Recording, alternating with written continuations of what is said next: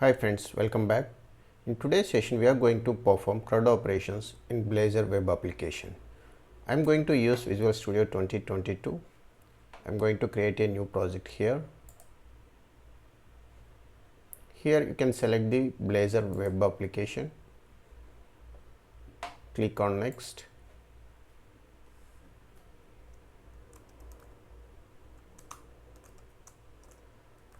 This is my project name. I am going to store this project in this directory. This is my solution name.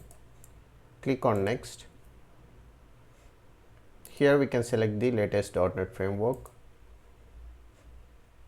Here interactive render mode, you can select server, WebAssembly or auto. For this session we are going to select the server. In interactivity location you can select per page component. Click on create.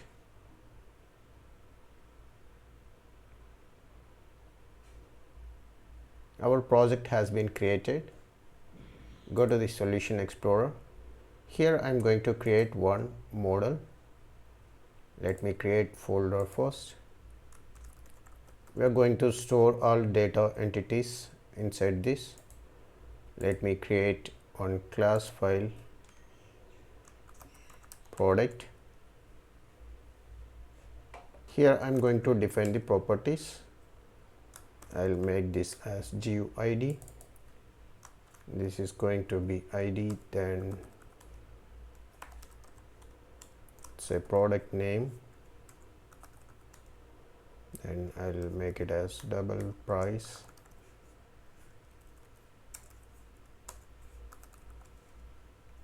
Quantity. We are going to use these four properties to perform the CRUD operations. For this session we are going to use the entity framework. Let me install the required packages. Right click on the solution and go to the manage NuGet packages. Here you can search for entity framework core. Let me select entity framework core, install, accept, and let me use the design and SQL Server. We are going to use the database as SQL Server, and for the design also we need to install. We are not going to write any pages here, so we are going to use the scaffolding mechanism. Let me install the entity framework core.design.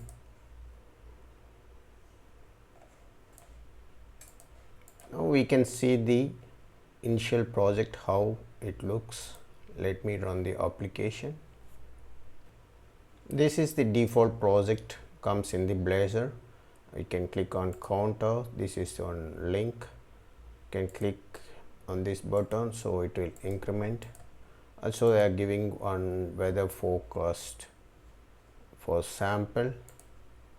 So let me go here.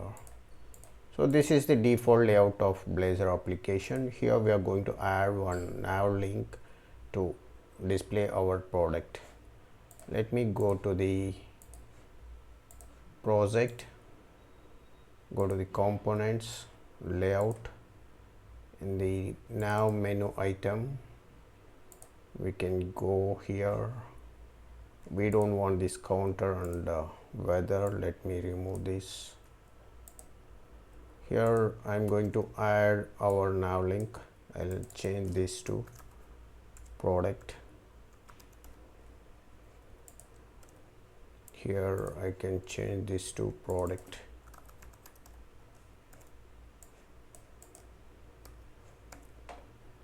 Now we need to generate the pages for our product model to perform CRUD operations.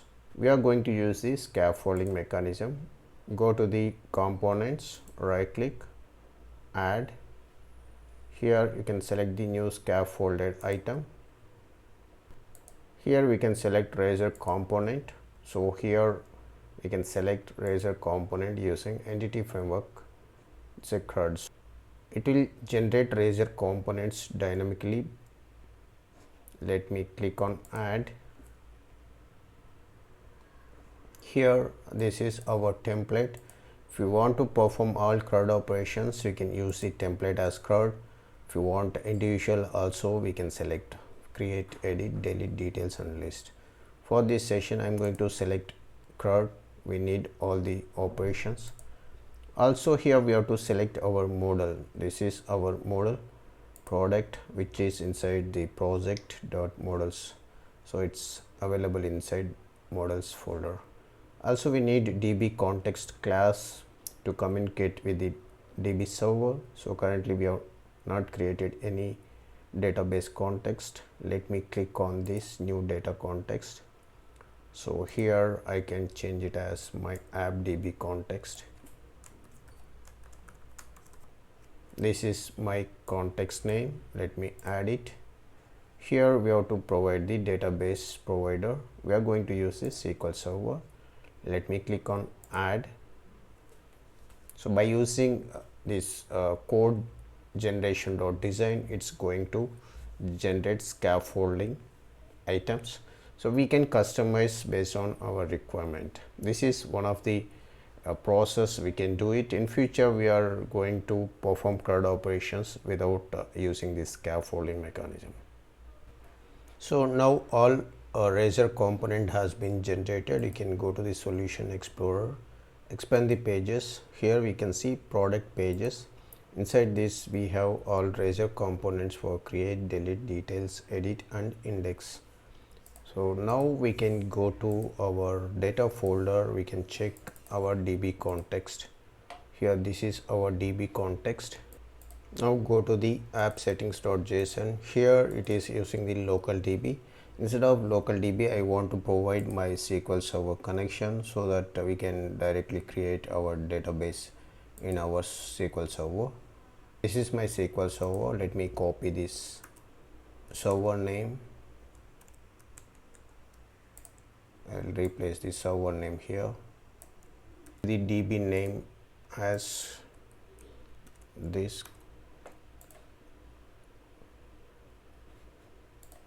Here I'll change the database name. This is my database name. Instead of using the Windows authentication, I'm going to use SQL Server authentication. Let me provide user ID and password. Here I'll add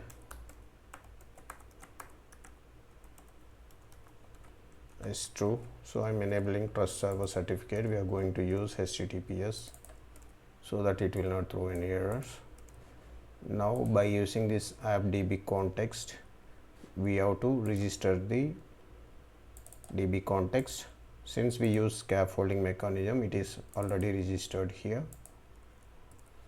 Let me go to the package manager console.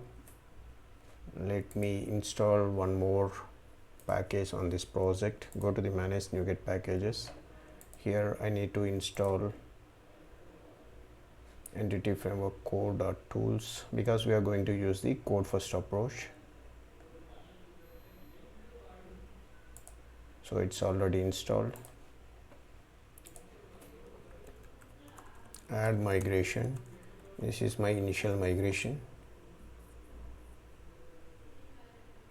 Build succeeded.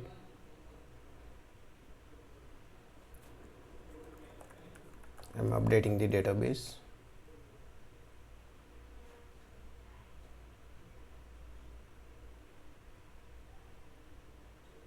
Okay, here user ID we provided wrong. Let me go to the app settings.json. Let me correct it. I'll go to the package manager console again. I'll update the database now. So this time it is completed.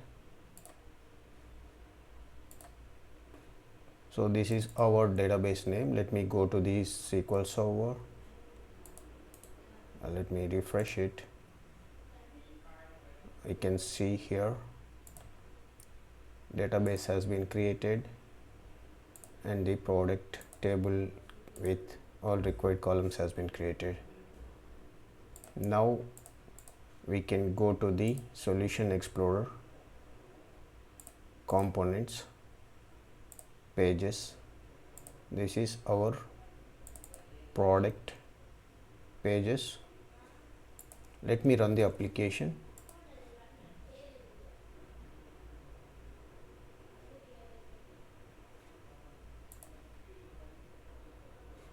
Click on product. So there is no product, it's products. Yeah. So let me go to the nav menu. Here we gave it as product. It should be products. Let me click on create new. I'll give the product name here.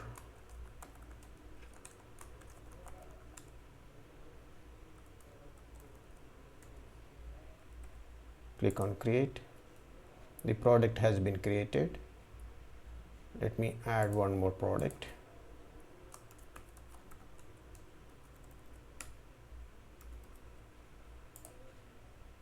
Click on edit. Instead of price 54,000, I want to change this. Save. It's updated. Let me try one more product. Save. The price has been updated. We can click on details and we can see the product details. When we have more columns, we cannot display in the index page. In that case, whenever user clicks on details page, we can show all the details. Let me go back to the list, click on delete. So this will be the confirmation message. User has to check this product need to delete or not to delete.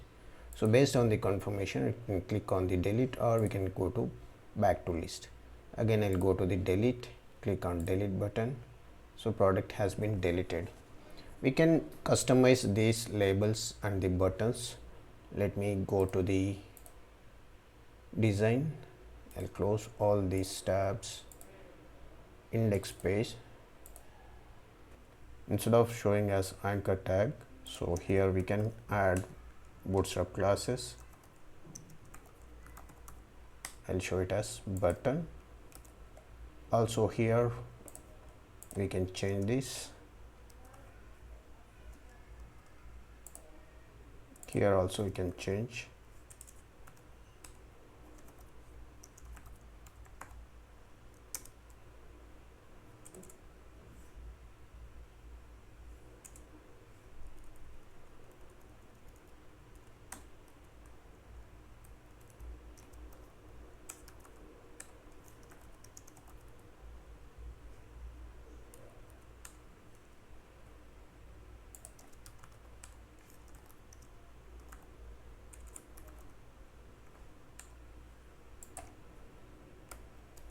So likewise, we can go to the create page. Here we no need of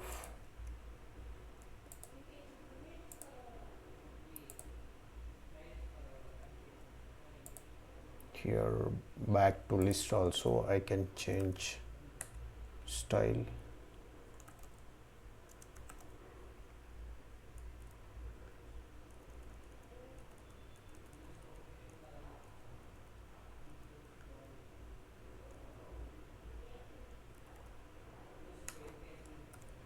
Let me copy this.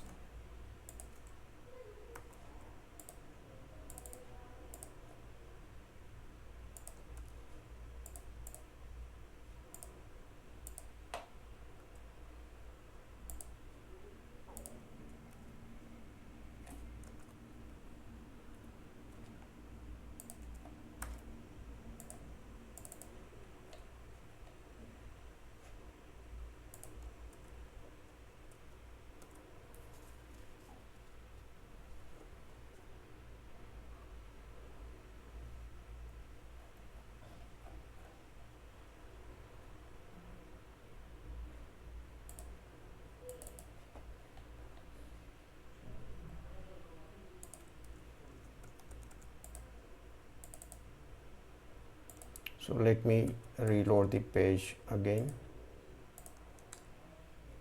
So here we can see the buttons. Let me click on edit. So back to list is available. Back to list. You can customize few things here. Create. Instead of showing here, let me move.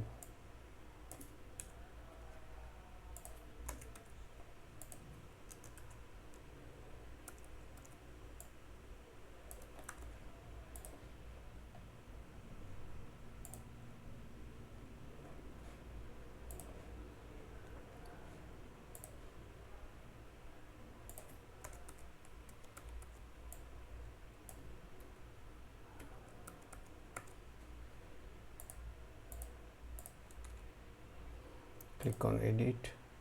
Now this is perfect. Back to list, details, delete. So this is perfect. Now let me explain the code, how it's generated. Let me save all the pages. So let me explain the process, how we implemented these all the components. First we created one models folder. This is the product model which we created. This is our database entity. We have created these 4 columns and we created database context and all components by using the scaffolding mechanism. By using scaffolding mechanism, all components has been generated related to our product page. To generate this scaffolding, right click on the components, add, click on new scaffolded item. Here we need to select the razor component, then select the razor components using entity framework CRUD, then click on add. So here we have to select the template as CRUD operations. I need all CRUD operations, that's why I selected CRUD. If you want individual options, then you can select. If you want to perform only create, then you can select create and select the model class. Here in our case we selected as CRUD, then selected the database entity name. Here in that case it's a product. Then we created one DB context. Currently we have database context. If you have already created DB context, then you can select it here, or else you can click on new data context and you can give the meaningful name for your data context and you can click on add. So based on the database context, here we have to select the database provider. In my case I am going to use SQL Server, so you can select the SQL Server. Finally you have to click on add, so that it will generate all the components related to product and it is stored in product pages. So here we can go to the index.razor first. So this is the page we are going to use, products. Here we can add the all the namespaces here. So this is the models folder where our product database entities available, and here we are creating DB factory. So this is our app DB context, we are calling as DB factory. So we are injecting all this. If you want, you can move all these namespaces into your import section so that we no need to add every time. So now added into this. Here we are displaying the data by using quick grid. So these are all the columns we have inside our product model. We are going to add all the data. If required, we can add ID also here. Currently we don't have ID. I am going to add product ID also. Let me run the application again.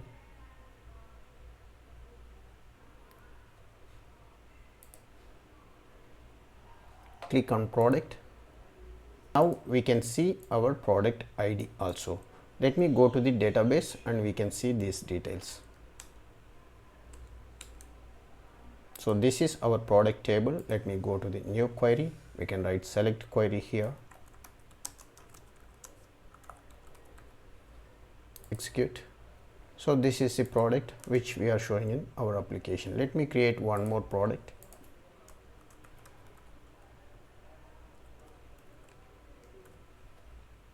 Create it.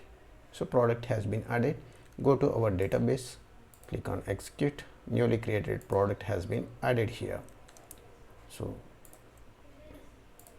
let me explain the create component here. Here we no need to add these packages, already we added into the imports, so that it will be commonly referred to all the components. Here we are calling create component, which is available inside this page. Okay, so here again we are initializing the app.db context, we are injecting it. Whenever user is submitted, we are going to add the product. So this model will be product, so it's going to create. So this add product will be available in the code side. Here we are attaching our product model. Whenever user clicks on submit, the data will be assigned to this product model, so that we can save into the our database. So this method is responsible to save the data into our database. Here we are calling the context, and we are adding the context.product to this product which is received from the user input. So we are getting all the data here assigned to this property, and we are going to save into database here. So once it is saved, we are navigating to products, that is index page we are navigating by default. Let me go to the edit component. So here we can remove this, and here we are going to call edit. So here also db context is initialized. When there is product is null, it will show it as loading the products. Here we are going to call on submit update product method, which is written here. So whenever user is clicks on update, so here we are taking the id, this id will be assigned here. So this is id, and we are going to get the data from all these controls, and we are assigning into this property. Based on this id, we are going to get the data. If product is null, again we are showing it as not found. If it is not null, it will be updated into database. This is the update product method. So here we are attaching state as modified, and we are saving the changes. If there is any concurrency exceptions, we are going to throw the error message. Once the data is updated, we are going to navigate to products, that is index razor component will be called. To check the concurrency exception, we are going to check this product is available or not. So product id is we are tested, and we are going to update the data. Maybe parallelly some other user may be updating this record, and they may be deleted. So in that case, we will get the db update concurrency exception. So in that case, to handle that situation, this method will be called. Then go to the details component. Here also we can remove it.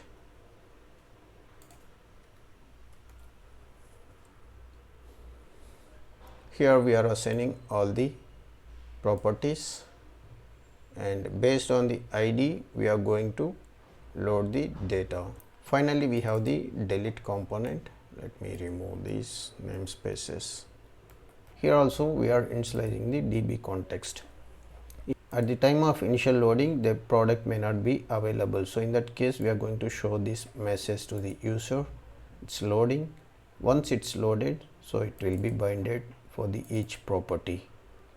So this is the code we are writing in Blazor pages. When the page is initialized, we are calling this method, and we are going to get the data based on this id, and we are going to display in the delete razor component. Once user is submitted on delete product, so this will be called, and the product has been removed from the database.